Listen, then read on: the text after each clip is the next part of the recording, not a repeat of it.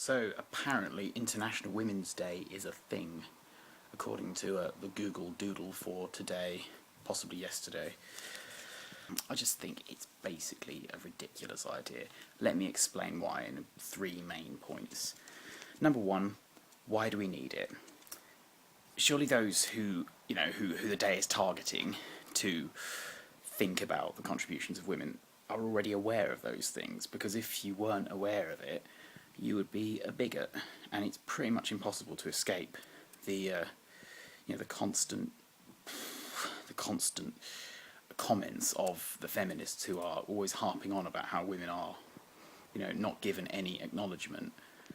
Well, if you don't know about that, then you haven't done your research, and you just don't know what you're actually talking about. So that's the thing.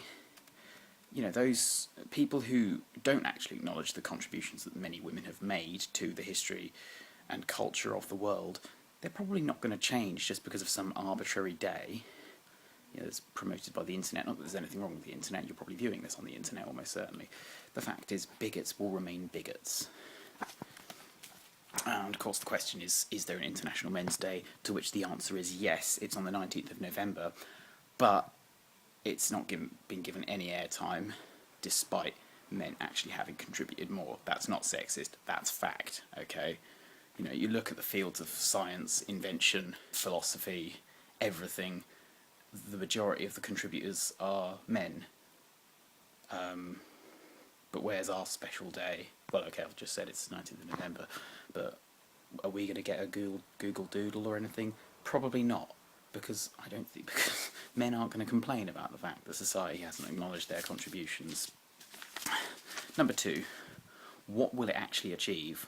What will having this arbitrary internet day of to acknowledge women, that women exist and are independent, intelligent creatures in and of their own right, what will that actually achieve?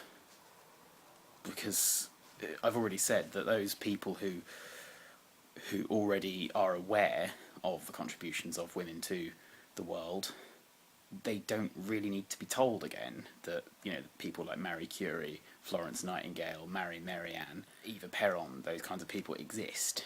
Those women, the women who can actually do things. People who are already aware of that don't need reminding, and people who aren't aware of it, they're probably not going to listen. But the point is, what is it actually going to achieve?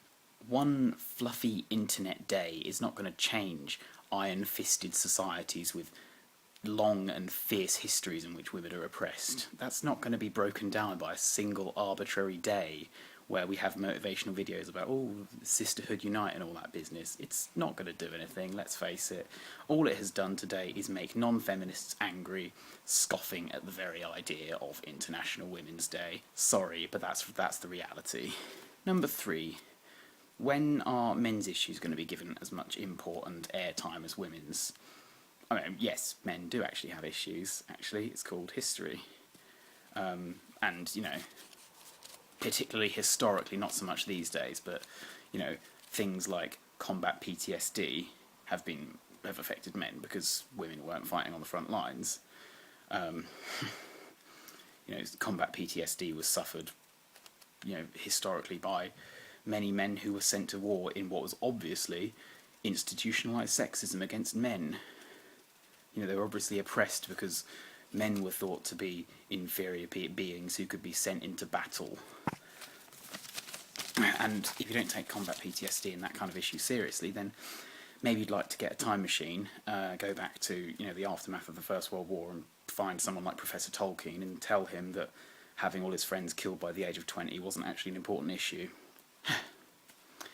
Now, I can think of many women I know who are strong and independent, working and living in male-dominated circles, who probably really couldn't care less about International Women's Day, because instead of complaining about oppression in far-flung corners of the globe, in histories that have already happened, instead of worrying about that, they're just getting on with their lives. Just a final thought.